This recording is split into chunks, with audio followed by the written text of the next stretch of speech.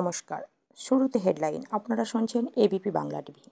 আজকের বিশেষ খবর, দেবীপক্ষের শুরুতেই ভিজবে 7 জেলা, হলুদ সতর্কতার। দক্ষিণবঙ্গ ভিজতে পারে, দেবীপক্ষের গোড়ায় 7 জেলায় অন্য রয়েছে, 7টায় বেশিরভাগ বৃষ্টির হলুদ সতর্কতা রয়েছে। বঙ্গজুড়ে উৎসবের মরশুম শুরু। প্রতি বছরই দুর্গাপুজোর আগে যে প্রশ্নটা সবার আগে মাথায়, আবহাওয়া দপ্তরের সংকেত বলেছে বৃষ্টি থেকে পুরোপুরি রেহাই পাচ্ছে না বঙ্গ, অন্তত এখনই। উত্তরবঙ্গের উপরে 5 জেলায় মহালয়ার দিন থেকে বৃষ্টির পরিমাণ কিছুটা বাড়তে পারে। অন্যদিকে দক্ষিণবঙ্গের জন্য বিশেষ বার্তা দিয়েছে আবহাওয়া দপ্তর। বৃষ্টি বাড়বে দার্জিলিং, কালিম্পং, জলপাইগুড়ি, আলিপুরদুয়ার ও কোচবিহার জেলায়।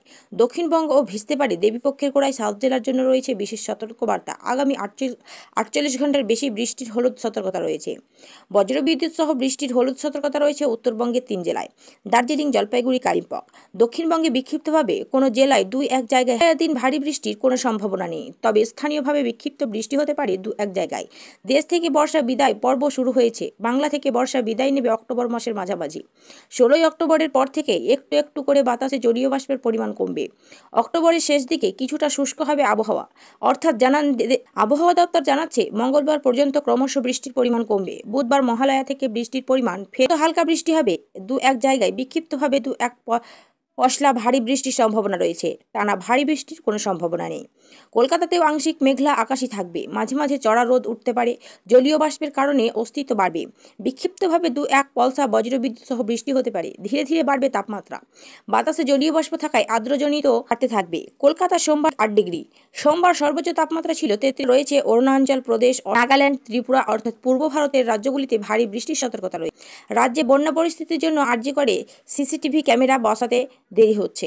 জুনিয়র ডাক্তারদের নিরাপত্তা নিশ্চিত করতে সুপ্রিম কোর্ট যে নির্দেশ দিয়েছিল, এই দিন তা পেশ করে রাজ্য। তাতে দেখা যায় সিসিটিভি বসানো, ডিউটি রুম নির্মাণ, শৌচাগার নির্মাণ কোনো কাজে অগ্রগতির 50% পার করেনি।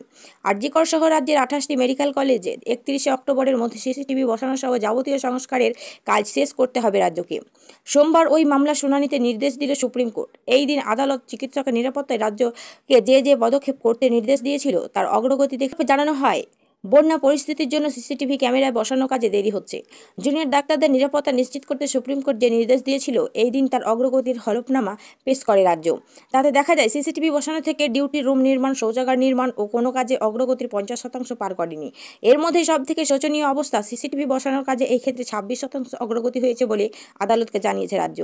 এরপরই প্রধান বিচারপতি প্রশ্ন করে, কেন সিসিটিভি বসাতে দেরি হচ্ছে? তখন রাজ্যের তরফে জানানো হয়, সিআইএসএফ এর সঙ্গে আলোচনা করে সিসিটিভি ক্যামেরা বসানোর জায়গা রাজ্যের বন্যা পরিস্থিতির জন্য কাজে দেরি হচ্ছে, তবে 15 অক্টোবরের মধ্যে সব কাজ। প্রতি বলেন 31 অক্টোবরের মধ্যে যাবতীয় কাজ শেষ করুন।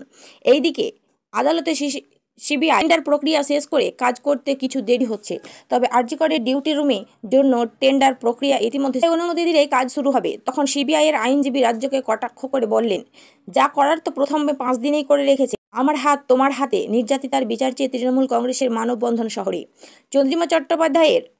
চন্দ্রিমা ভট্টাচার্যের পাশাপাশি এই কর্মসূচিতে অংশ নেন বাণিজ্য মন্ত্রী শশী পাঁজা, বনমন্ত্রী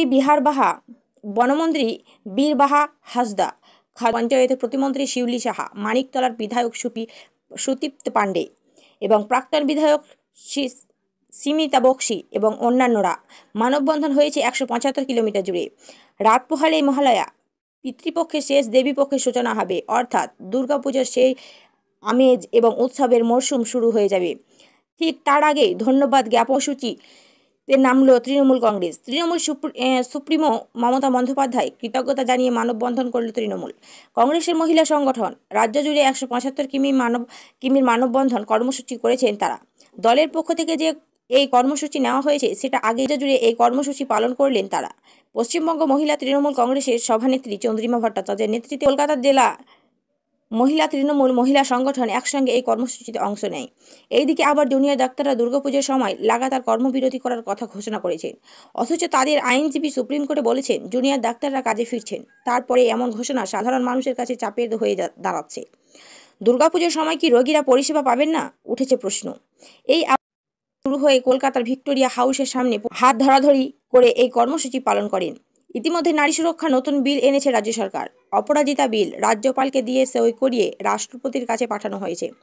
অন্যদিকে জুনিয়র ডাক্তারদের নিরাপত্তা, সরকারি হাসপাতালগুলিতে বসতে শুরু করেছে সিসিটিভি, তবে কাজ এখন সম্পূর্ণ হয়নি।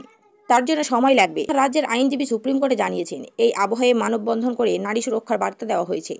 এই মানববন্ধন মিছিলের স্লোগান আমার হাত তোমার হাতে, আমরা সবাই দিদির সাথে। দলের এই কর্মসূচি নিয়ে রাজ্যের মন্ত্রী চন্দ্রিমা ভট্টাচার্য বলেন, বাংলায় নারী ক্ষমতায়নের মুখ্যমন্ত্রী অনবদ্য ভূমিকা নিয়েছেন। তার সেই ভূমিকার জন্য মুখ্যমন্ত্রীর প্রতি কৃতজ্ঞতা এবং ধন্যবাদ জানিয়ে আমরা মানববন্ধন কর্মসূচি করছি। এছাড়া চন্দ্রিমা ভট্টাচার্যের পাশাপাশি এই কর্মসূচিতে অংশ নেন বাণিজ্য মন্ত্রী শশী পাঁজা, বনমন্ত্রী বীরবাহার হাঁসদা, খাদ্য প্রতিমন্ত্রী জ্যোৎস্না মান্ডি, পঞ্চায়েত প্রতিমন্ত্রী শিউলি সাহা, মানিকতলার বিধায়ক সুপ্তি পাণ্ডে এবং প্রাক্তন বিধায়ক সুস্মিতা বক্সি এবং অন্যান্যরা। প্রত্যেক জেলায় 5 কিলোমিটার জুড়ে মানববন্ধন করতে হয়েছে। পাহাড় থেকে সাগর পর্যন্ত মোট 175 কিলোমিটার মানববন্ধন করতে চেয়েছিল তৃণমূল কংগ্রেস। এই অনুষ্ঠানে লক্ষ্মী ভাণ্ডার, কন্যাশ্রী, রূপশ্রী সহ মহিলাদের প্রকল্প তুলে ধরা হয়। মন্ত্রী চন্দ্রিমা ভট্টাচার্যের বক্তব্য, কন্যাশ্রী, রূপশ্রী সহ বাংলায় নারী কল্যাণের মুখ্যমন্ত্রী মমতা বন্দ্যোপাধ্যায় যে সামাজিক উদ্যোগ নিয়েছেন সেটা বিশ্বমঞ্চে